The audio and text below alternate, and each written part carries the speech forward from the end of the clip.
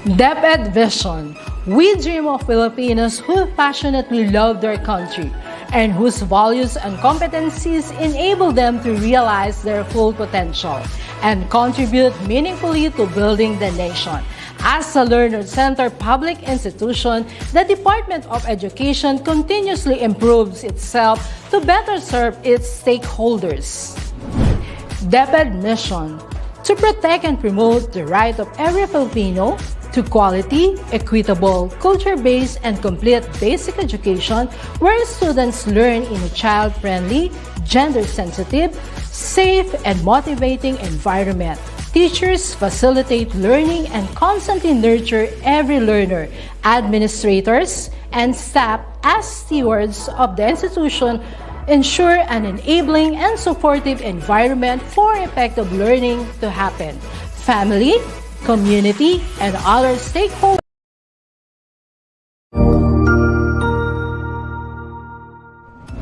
Magandang araw, Sir Wilbur po, at your service.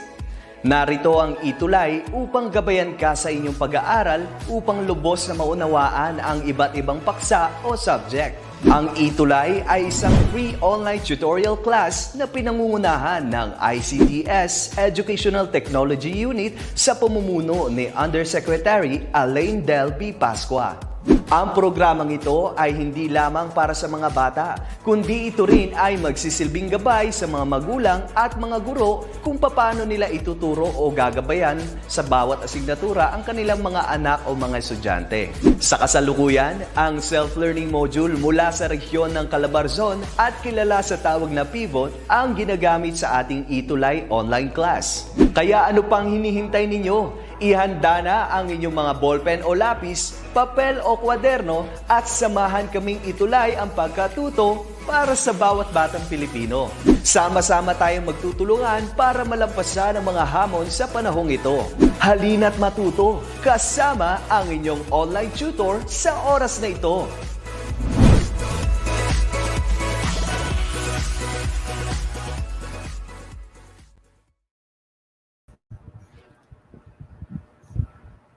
Hello everyone. How are you people? Good afternoon to all. Hello, how are you? This is your tutor Adam or tutor Alan Adam again. So today is Huwebes and it's Huwebes Day. Huwebes as in best na best dahil we're almost done with our modules. We are now on week 6, quarter 3. And this subject, tutorial on Philippine politics and governance, is still with you. So we do hope for the remaining weeks that you are always with us, no, for our sessions, and especially with the learning process. No? Okay, excited na kayo? We should be excited and we should be thankful that out of this moment, we are given this life to survive, and even to this day that we can see, we can still listen to new developments, especially in the aspect of Philippine politics and governance. And true information can be taken only from listening, even for your own personal, para sa sarili mong advantage or advancement, no? So that's every Thursday, 4:40 to 5:20 p.m. Okay? So get ready. And get ready with your modules, your notes, and your pens, your undivided attention and your focus. At the same time, you must comment. And of course, this one, disclaimer. This online tutorial upholds the Republic Act 8293 and it may be considered as fair use of a copyrighted work as defined in Section 185, which states, the fair use of copying or copyrighted work of criticism, comment, news reporting, teaching, including multiple copies for classroom use, scholarship, research, and similar purposes is not an infringement of copyright. So now, let's have a quick review of what we had last time. So your priori knowledge. Okay, last week we talked about the globalization and its how it relates to the context of nation and state. Okay, so here's a question with regards to that and a connection. This question also connects to our next lesson at the same time. So what type of vehicle is a balangay? Okay. So balangay, it sounds familiar, right? Balangay. Parang yung barangay, di ba? Okay. So this balangay is a kind of water vehicle or a boat, no? A small boat or not so small boat. And according to the history, this was the balangay or the barangay was the first wooden boat that was excavated in Southeast Asia, particularly. And these boats were instrumental in the Austronesian peoples, in the Philippines, and in the archipelago. For one thing, why? Being the first watercraft excavated in Southeast Asia, this provides a proof that our early Filipinos or settlers, which are Malay in origin, have maritime and maritime skills in boat building. And because of it, they arrived in the Philippines. In fact, they discovered the Philippines long before the colonialization of the Spaniards. And this was first seen in Butuan. So you have heard this one? They are in Butuan, that's near Mindanao, near Surigao, right? And the balangay was found in the Chronicles of Pigafetta, during the Spanish time. He mentioned about balangay, and now the word barangay was taken out of that, or it evolves into that terminology.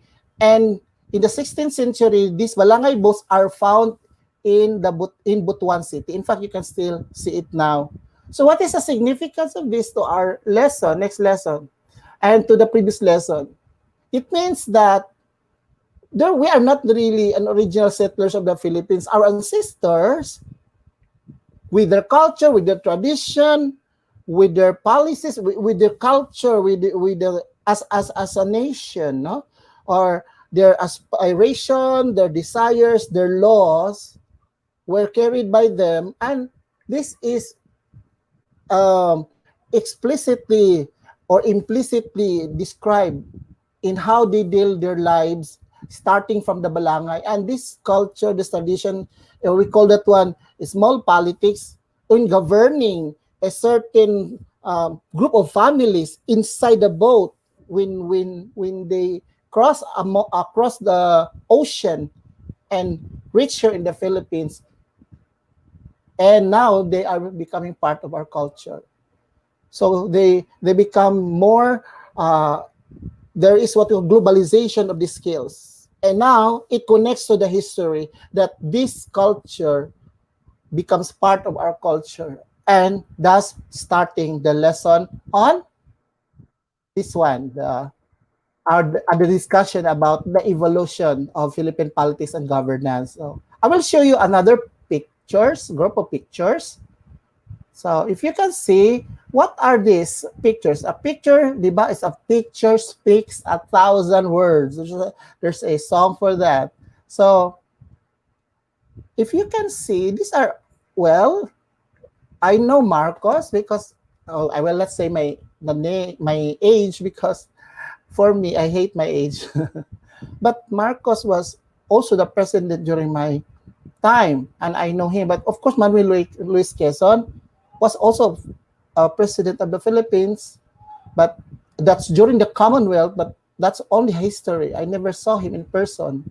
Emilio Aguinaldo was the youngest president in the Philippines. At 29 years old, he was the youngest president to be bested or to be elected as president of the first Philippine Republic. No, now Emilio Aguinaldo is not only the oldest or the youngest president, but he was also the oldest reigning president who died at the age of 90, I think 94. He died in 1960s. So he had seen this far lot of happenings in the Philippines, right? And this one, the Filipino Dato, let's backtrack. This is a tribal leader that shows skills and prowess of leadership attributed to their physical the attribution. Now you can see that's they had this elaborate get up, which shows their eloquence and their status in life. And this means we can say a lot of words about this. It means that these people are the people during the time when things happen. And this becomes what our culture is becoming now at present, currently. So they have contributed a lot, and we owe our history, our evolution to them. Starting from the old one during the time of Datus, where Philippines is not yet considered called Philippines, and there are tribal, we say, codes like the Code of Kalanchaw, etc., just to keep things going in the particular region. So Philippines was regionalistic then until such time the Spanish came, no? And now, this is our lesson: analyze the evolution of Philippine politics and governance. Okay?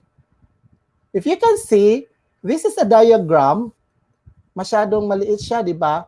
This is the diagram, or political diagram of periods and the particular leaders. So there is the first Malolos Republic, which host president was Emilio Aguinaldo, of course, and the Commonwealth by Manuel Luis Quezon, and of course during the time of the Second Republic, the time of the Japanese period under Jose P. Laurel, and then the Third Republic under Manuel Rojas, and then the Fourth Republic, the New Society, during the time of Ferdinand Marcos, and this was during post-World War II, so after the World War II, and the Fifth Republic is during the time of Corazon Coanco Aquino.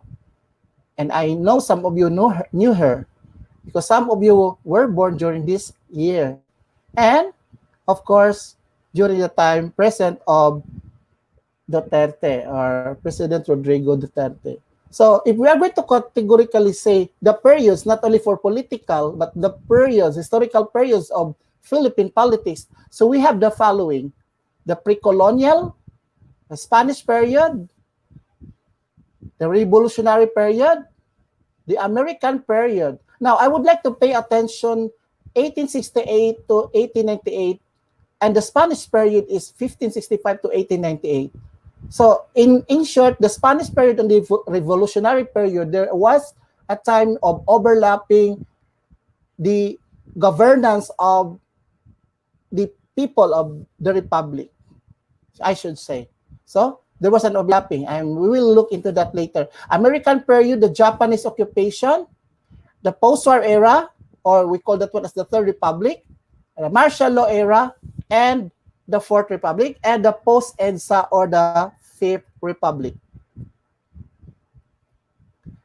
Now, let's talk it one by one. I know, alam ko, this is not as interesting as we can, because historically, it's so boring, right?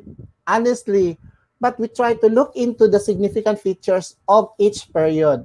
Okay, first one, pre-colonial. Ibig sabihin, wala pa ang mga Espanyol. So, even before the Spaniards arrived in the Philippines in 1521, sabi pa ng isang kanta, on March 16, 1521, di ba? Yun ang kanta. There already existed a system of governance in pre-colonial Philippines. The archipelago was organized into several independent and self-sufficient political units. Take note, they are self-sufficient. They do not have one elected president for the whole archipelago. And they call that one barangay. Sounds familiar? That was the term that we used a while ago about which we of course inherited from the Malay, because we're Malay race, right? Malay race.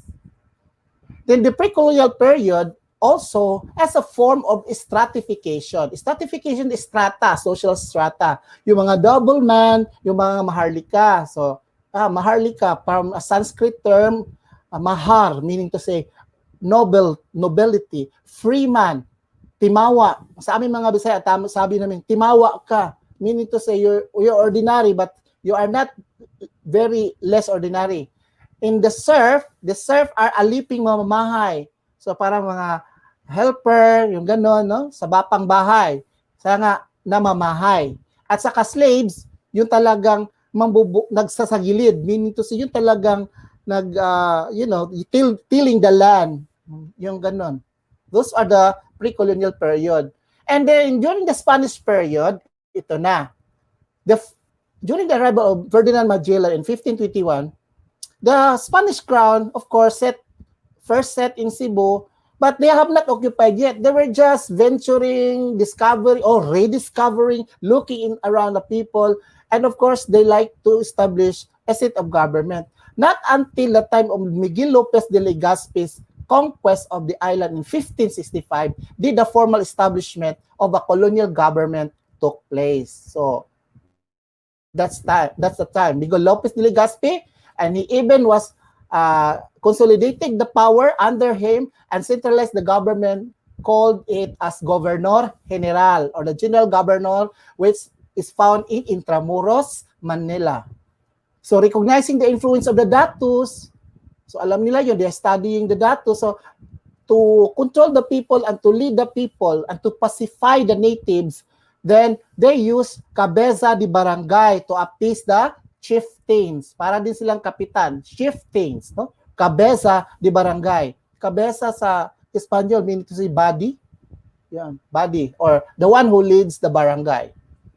And then unified barangays were composed of pueblos or town. Kasi sa Espanyol or sa amin sa Zamboanga, sabi pueblo meaning to say town, no? Which is led by little governors known as gobernadorcillo. That's the governor in literal term. Consolidated towns form into provinces. Of course, towns, provinces, and these provinces can be categorized into two. First, alcaldia, or what we call subjugated, which is headed by alcalde mayor. Meaning to say alcalde, that's the mayor, the major alcalde, no? Alcalde or the mayor, alcaldia. Now, for those not entirely pacified, what do you mean by not entirely pacified? Meaning they are not really subjugating themselves or submitted, or the people are not submitting themselves, including the local chieftains under the Spanish regime or the Spanish government. So they called it corregimiento, which the main, you have heard this one, the main authority is in corregidor. That's why it was called corregidor, because of the word corregimiento, no? And then their justice system is called Royal Audiencia, no? Para Espanyol, Royal Audiencia or Audiencia Royal, no? It's an independent body created to hear and solve cases, and its seat of government or its seat of power is found in Manila, one in Cebu, and one in Vigan, Ilocos Sur. Okay?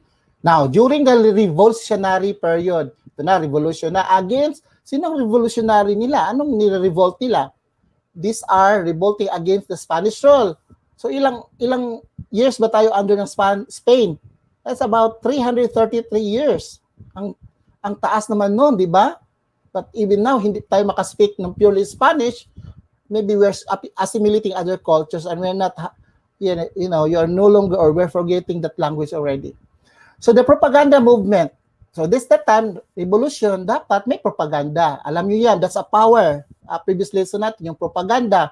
Sina Jose Rizal, ating national hero, Marcelo Estil Pilar, and Graciano Lopezina advocated reforms such that the same rights and freedoms being enjoyed in Spain would also be granted to Filipinos, kasi masyado naman silang inaapi. So kahit na sila, Graciano, Rizal, sila din ay mga ilustrado. They are literate. Ilustrado meaning enlightened. So yung mga timawa, no, mga ordinary people, well, Indios. Indios means from the Indies. Walang kaalaman. Yung sabi nila dapat pantay-pantay. Kaya mag-revolution tayo. Kaya nandito yung KKK. Yung taas-taasang kagalang-galangang katipunan ng mga anak ng bayan. Yung flag nila ay kulay pula, di ba? A sign of revolution. So as an organization, the Katipunan adopted its own form of government. So kaya nga sabi ko, sa revolutionary period, nagkaka-overlap yung sa Spanish at saka yung sa Katipunan. And the Katipunan was governed by the kataas-taasang sanggunian, which is the Supreme Council, which was composed of the President, Secretary, Treasurer, and Fiscal. Para lang officer ng PTA, pero mataas din yun, kataas-taasang sanggunian. Second, sangguniang balangay. Sa atin ngayon, we adopted this one, sangguniang barangay. But this kind of sangguniang balangay is the balangay in the province or the provincial council. Sa atin ngayon, provincial council means sangguniang panlalawigan, no? Sa atin. Pero sa kanila, sangguniang balangay. And then, number 3, sangguniang bayan. So, that's the popular council and sangguniang hukuman, judicial council. Pero hindi mo nakita dito sino yung yung mga executive is, lahat sila may executory power. Pero yung judicial, sa sangguniang hukuman. Merong isa nawala, yung representation ng legislative or law-making bodies. Kasi we cannot make laws unless Spain granted us this sovereign right. Right? Okay. So, revolutionary period. This is are the events also who, however, the lead to the division of the Katipunan. Yan nga. Bakit ganun, sir? Kasi yung Katipunan, yung Katipuneros, mayroong Katipunero ng Luzon, ng Kawit, Cavite, meron din sa Tarlac, meron din sa Southern Tagalog, yon. Dahil dyan, nagka-regionalistic sila. So, ang away nila is about yung magniwang versus magdalo, no? Doon sa Cavite versus the Southern group. It's a matter of territorial dispute only. Okay? So on March 22, 1897, have you heard of the Tejeros Convention? Oh, that's the time when General Emilio Aguinaldo was elected as president. Okay? On November 1, 1897, talagang elected siya not by Spanish rule but as elected by the Filipinos. And November 1, 1897, Aguinaldo established the Biak na Batu Republic. So its constitution declared the creation of an independent Philippine state. That's why he is the first elected president of the first Philippine Republic and the youngest president at that time. Now, tapos na tayo. Andito na naman ang mananakop na American period. On December 10, 1898, the signing of the Treaty of Paris. Ano ba yung ibig sabihin ng treaty, sir? Treaty meaning kasunduan. Saan ginawa? Ay, sa Paris, sa France. So, this is after the World War, no? Spanish-American War. So, it ends them kasi yung Spain, they were defeated by the American, no?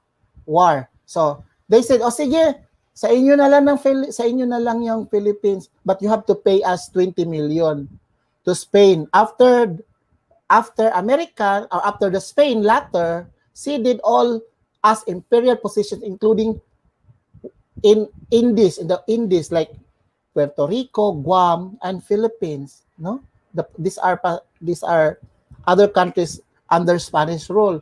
So binigay sa atin yan. Kung alam niyo yung Guam ngayon, state ng USA, yung Puerto Rico din, state ng USA. Bakit Philippines hindi state ng USA? Sana state tayo ng USA, no? Wish ko lang. Kasi we have this fervor feeling of nationalism. Ayaw natin na may nanakop to die na lang. Pwede ako mamatay ng kahirapan. Sino may sami doon? Bahala na lang ako mamatay sa kahirapan. Basta it is led by Filipinos than rather by the other countries or by the other race. Yun ang sabi ng isa sa mga leaders ng ating bansa. Yan. So, American period during the time of William H. Taft became the first civil governor of the Philippines. Yung mga Amerikano, they're so particular with civil service. Alam nyo yan. Dapat alam nyo yan, okay? So the civil governor, si William Taft, kaya nga dyan sa Manila, may pangalan tayong Taft Avenue. Yan, nakapangalan sa kanya yan. So the civil governor acted as the head of executive branch and also exercised as legislative power. So meaning he can make laws and he can execute the law. Okay? In the Philippine Constitution. Bakit niya ginawa yun? Kasi para sa kanila, yung Filipinos, hindi pa siguro hinog to make among themselves. Kasi we're patches of government. Nakita nyo lang sa Katipunan, sa kanya-kanya silang ideology, kahit Pilipino, ganoon na talaga ang nangyayari because of regionalism. So, ganyan, this Philippine Commission created by the American, this is a lawmaking body whose members were all appointed. So, walang pa masyadong election. At least, may simula na para maging formal at represented by the people. In fact, in 1902, the Philippine Act, known as the Copper Act, was enacted, which provide the creation of a Philippine legislature. Yun. This is a good move. Excuse me. This is a good move. Dahil, this provides the creation of a representation. So, legislature. Anong ibig sabihin, sir, na legislature? Yung gumagawa ng or pumapanday ng mga laws, no? Mga laws na affect the Filipino needs and affect the lives of the Filipino. Yan. Yan mga batas. Okay? So by 1916, the Philippine Autonomy Act, ito na, mas maganda na siya. Medyo na may autonomy na. It is what we call Jones Law. Actually, these are named after the American representative, senators, Senator Jones. No? Dito sa Cebu, mayroon din kaming Jones Avenue. Diyan din sa Maynila, may Jones din, Jones Bridge. This also was made by those, American legislator or senator who provided the reorganization of the Philippine legislature into a fully elected and Filipino-controlled bicameral body. May cameral, may upper house at saka lower house. So, andyan din yung Tidings-McDuffie Law or Tidings-McDuffie Act named after the two senators Tidings and McDuffie, which is the Philippine Independent Act. Ito na, independent na talaga. This ratified by the U.S. Congress and the first president of the Independent Republic from Americans, of course, was Manuel Luis Quezon and Vice President Sergio Osmeña. Okay, we call that one Commonwealth. Meaning Commonwealth, we are still under the supervision of the American, but we are now independent, no? So, the Japanese military, ito na, another yung mga nag-occupy ng country natin, Japanese, no? The Japanese military occupation, this is during the World War II, kasi doon sa Europe, si Hitler, at saka dito sa Asia, sa Southeast Asia, yung Japanese, yung Imperial Japan. Now, an initiative moved that the Philippine Japanese military forces called Philippine Executive Commission form a civil government that would temporarily rule the country. This is very short, no? In 1943, a new constitution again was promulgated and the Japanese-sponsored a Philippine Republic that was established. And this republic is called Second Republic, known also as puppet government. Bakit puppet? It was just for the sake of having a government to control the people, but all orders are made by the Japanese. Maganda na sana yung sa American, kaso lang, yung Japan na naman. Okay? The first president of this time was Jose P. Laurel during the Second Republic. In post-World War, after na World War II, so the Allied forces won. So the Japanese were defeated and we had again used the 1935 Constitution, and the first president of the Third Republic was Manuel Rojas, followed by Elpidio Quirino, Ramon Magsaysay, Carlos Garcia, Diosdado Macapagal, and the first term of Ferdinand Marcos. In fact, the reign of Ferdinand Marcos happens during the post-World War II era and the Bagong Lipunan Republic, okay, or the New Society. In the post-World War era, Marcos' second term saw changes in the government. So maraming changes in his term. His administration was characterized and defining diplomatic policy. Okay, ang daming nangyayari. That's during the first term niya. Kasi nakaulit siya sa kanyang termino na re-elected. So in 1969, he ran again for election and then succeeded, making him the only president under the 1935 Constitution to be elected for a second term. However, the country was undergoing worsening economic condition, deteriorating peace and order, social discontent, and growing communist insurgency. Because of what? May mga komunista na, no, dito sa Philippines, at saka faction of the government. Rally doon, rally dito, discontentment along from Manila, no, and even to the Visayas and Mindanao. So that was the time nag-i-impose ng martial law. So under the Marcos administration, a new constitution was adopted. So instead of 1935, binago nila ni Marcos or ng lawmaking bodies. In 1973, the Constitution provided that the Philippines will adopt a modified parliamentary form of government. O, magtanong kayo, may panahon ba na we were under a parliamentary form of government? Yes, but that was modified. That's the time during the post-World War era, during the time of Marcos. Okay? So during martial law, the political rights and civil liberties of the people as well as the human rights were suppressed and violated. So Marcos lifted the martial law in 1981 and calls to end his regime brought Filipinos to take the streets to participate in what you know now as people power or the EDSA people power. That's Epifanio de los Santos Avenue people power, which ousted Marcos and ended his rule. That was the first EDSA. Okay? And the period from 1986 onward is the restoration of democracy. And this marked the shift towards redemocratization and return to constitution. And after that, a revolutionary government was created by no other than Corazon, Cuanco Aquino, ascent to presidency. And again, this another constitution made. That's Philippine Constitution ratified in 1987. And that's still the constitution that we are using now. So a democratic republican government was established, and this happens in the post-EDSA era, also known as the Fifth Republic.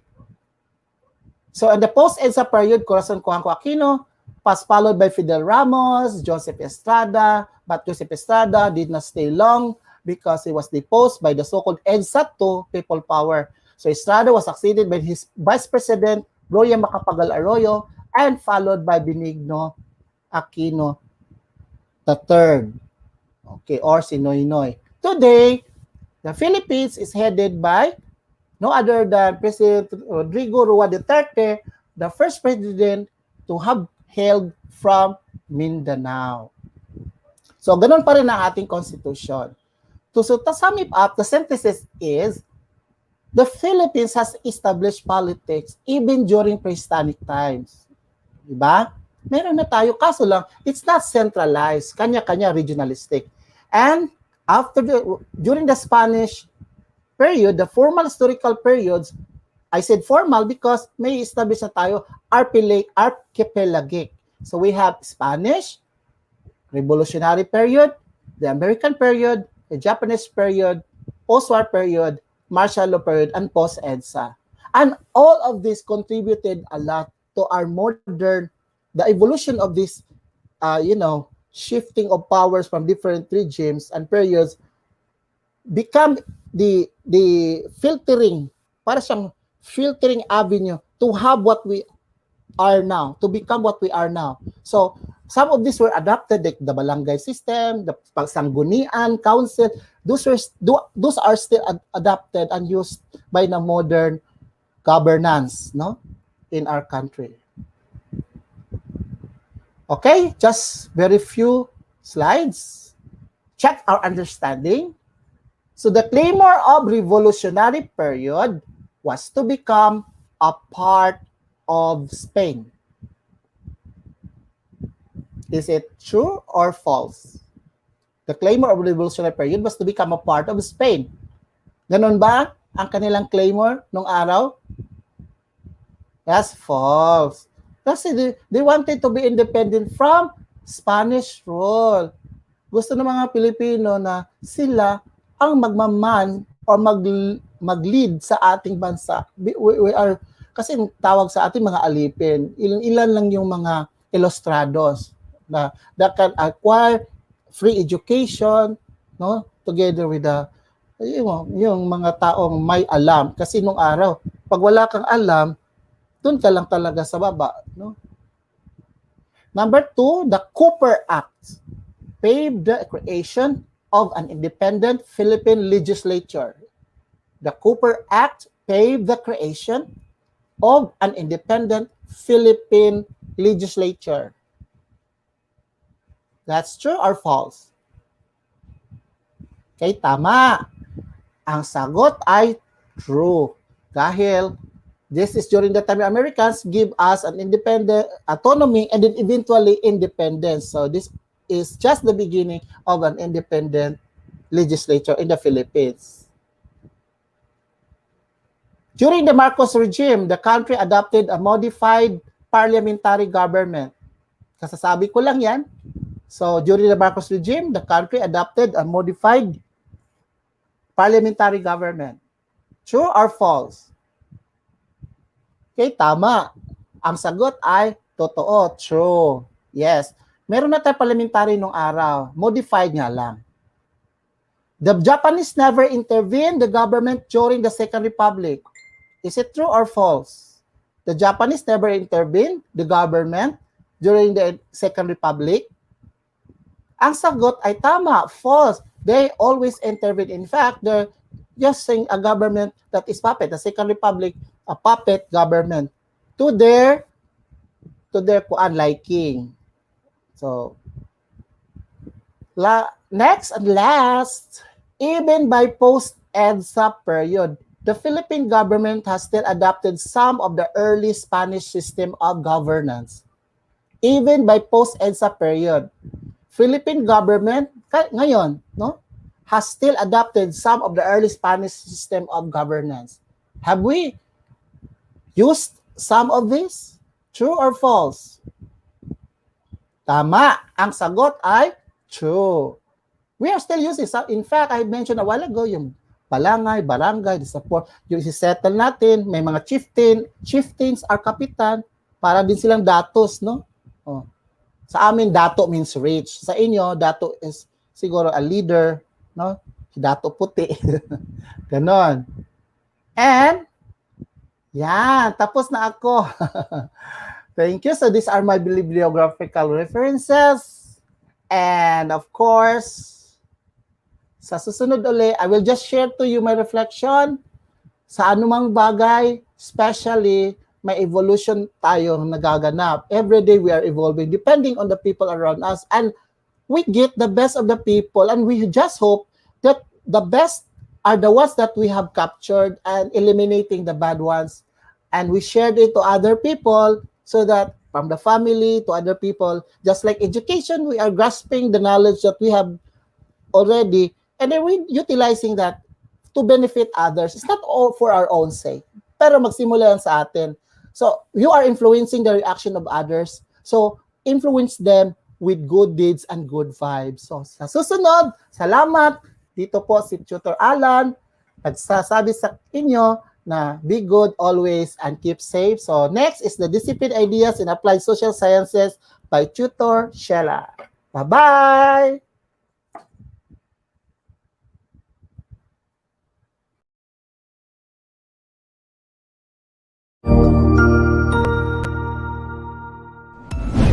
Sigurado ako na marami ka na namang natutuhan sa ating ETUlay tutorial session ngayong araw.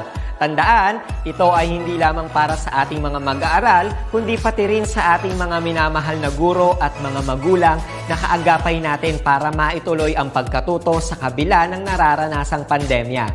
Patuloy ding sumubaybay sa DepEd TV para sa mga araling ginawang video episodes.